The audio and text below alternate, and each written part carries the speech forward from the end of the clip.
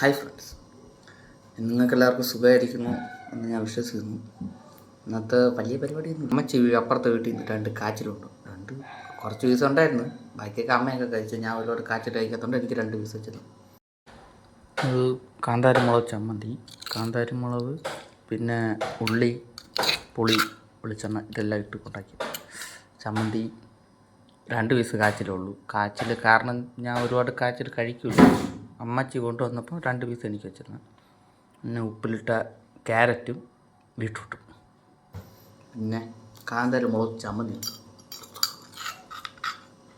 കാന്താരിമുളക് ചമ്മന്തി ഇത്ര വേണ്ട, ഒരു ഓളത്തിന്. പിന്നെ ഉപ്പിലിട്ട ക്യാരറ്റും ബീട്രൂട്ടും ഉണ്ട്. ഇത് ഞാൻ എന്നും കഴിക്കുന്നതാണ്, എനിക്ക് ഭയങ്കര ഇഷ്ടമാണ് ഉപ്പിലിട്ട ക്യാരറ്റും ബീട്രൂട്ടും.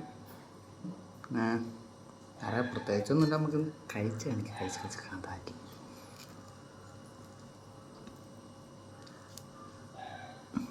ഇങ്ങനെ എടുക്കും, ഇങ്ങനെ മുളകും ഉള്ളിയെല്ലാം കൂടെ.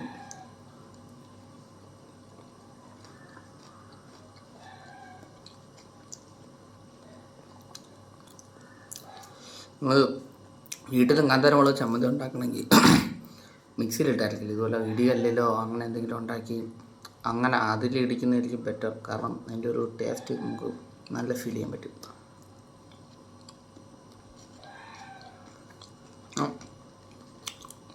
ക്യാരറ്റ്, ഉപ്പിലിട്ട ക്യാരറ്റ്,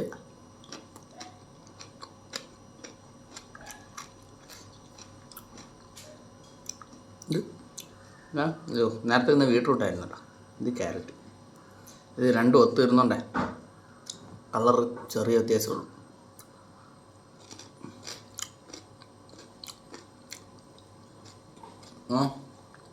ഇതിനും നല്ലൊരു വീഡിയോ ആയിട്ട് അടുത്ത് കാണാം. ബൈ.